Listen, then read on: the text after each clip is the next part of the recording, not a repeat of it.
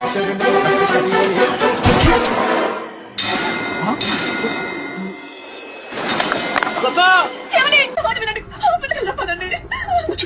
గుడికొచ్చి మనం ప్రసాదం తినకుండా ఎప్పుడైనా వెళ్ళావా? అమ్మా కలుపుతున్నారమ్మా. ఉప్పు కొంచెం తక్కువైంది కదా అట్లా. నాకు కూడా కొంచెం ఉంచినట్లా. టెన్షన్ పడమ్మా, నాకేం కాదులే.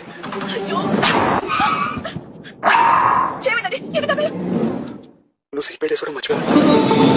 ఎండగా ఉందని చూసా కదా రత్న. మళ్ళీ నీకు వంట తగిలితే నేను తట్టుకోలేను. నాగరత్న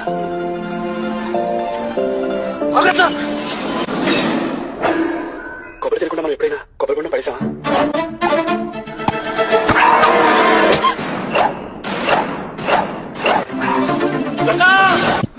అవి కాదండి, మీరు ముందు పక్కన తీసుకోండి.